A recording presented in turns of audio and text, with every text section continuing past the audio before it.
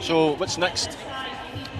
Well, it's a long-term project, right? So next is the general elections coming up. We've got these so-called vow powers to be thrashed in, whatever, which, you know, unless they go for the SNP's vision, I don't know their vision, but near federalism, control over the Crown Estates, our own oil revenues, whatever, our own resources, then this will keep going, we're not going anywhere.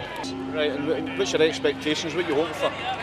Well, I hope to see SNP kick out all the red Tories, or beg your pardon, Labour, out of all their constituencies that they dominate in Scotland at the moment, and SNP to really dominate in Scotland. I don't want it to be a dictatorship in Scotland, but I want it to be the people of Scotland's interests and the Scottish Government, because see, at the moment it's the establishment that are running this place and running it to the ground. So if we can get SNP and also SNP into Westminster, then we are more likely to see their independence opportunity coming much more quickly.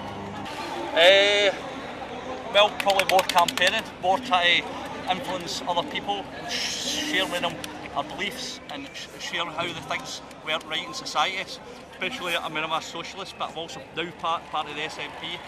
I believe that more socialism in this country is a good thing, and I think that's all we can do is keep publicising the need that we have in this country to get a more socialised society. Okay. And what do you think the next step is? The next step is a fresh election in 2 years. If the vows weren't given, I think that's the next step for us. What's going to happen next after this rally? Where do you go from here?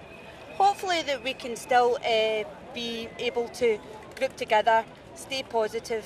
If everybody stays positive and remembers what we are fighting for, then hopefully we'll get what we want. And do you think your grandchildren will be looked after if they got independence? Certainly. And do you believe the SNP, or would there be another party that would be able to look after them? I think SNP will have to stick with SNP right now because they hold the voice. Nicola Sturgeon will take us forward, and Alex Salmond will be in the background supporting her and being able to work undercover and for the people of Scotland. Okay, thanks very much. Oh, you're welcome. Cheers. Another referendum. Is that what you're hoping for? I'm hoping for one, yes, definitely. Okay, thanks very much. SNP all the way. Right, cheers. Thank you. To use the cliche that everyone's using, the genie's out the bottle. That's what I think is going to happen. It's going to come. And independence of Scotland is inevitable. Whether it's going to be in my lifetime, I think it will be. Within, say, 10 years, something is going to happen because of what's happening down south. And the people are uniting now behind all the pro-yes parties, which I think is amazing. So that when it comes to the general election, we're going to have nothing but SNP, Scottish Socialists and the Green Party in Westminster. And that is going to be a right pain in the butt for Westminster. They will not be able to handle it because we can oppose, through the huge majority of Scottish MPs, all the things that they would want to do against Scotland. And I feel really angry about them holding on to this fracking in Scotland and letting it go the day after the referendum. I come from Fife. They're going to utilise 5 coalfields for burning off gas through the coalfields. Now, when the mines were down there, if they didn't prop the mines up, we had sinkholes and subsidence, and properties were damaged and some people's houses were lost. And with this burning off the gas, the whole thing is going to collapse. We're going to have sinkholes all over the place if this is allowed to go ahead. And they can't do this to Scotland. We don't need shale gas by fracking, we don't need gas by burning off the coalfield. Scotland has enough gas and oil to keep it going for not only the next 100 years, but even beyond that. Westminster has now admitted itself, after saying it would only last for 20 years. And this is where we have to go. We have to take our nation, we have to take its resources, we have to take our place in the world as a peaceful country, get rid of the weapons of mass destruction, get that thing out of Trident, out our lochs in the Clyde side, and just make sure that the money is spent on homeless, on children, on families, and on restructuring our nation. I don't know.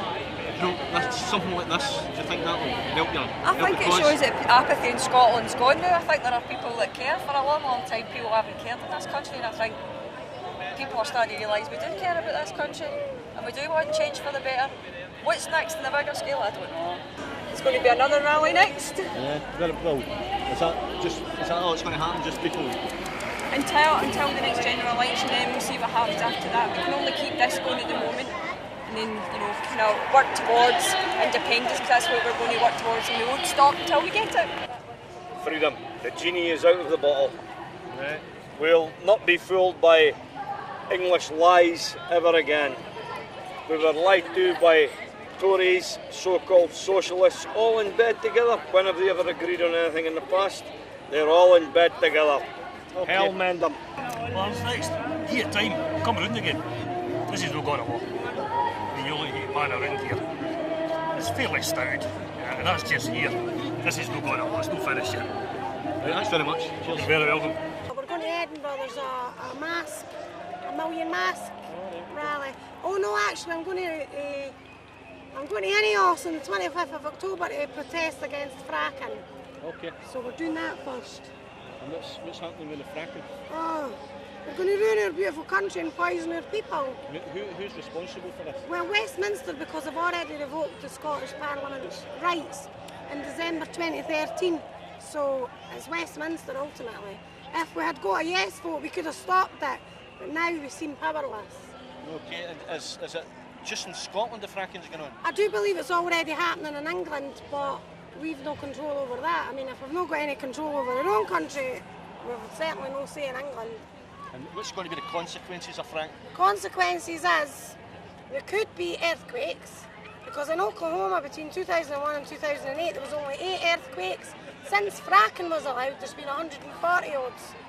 What does that tell you? Also, the water, the toxic chemicals that's used in the process leak into the water, and that can poison your people. And cancerogenic fumes and stuff is released.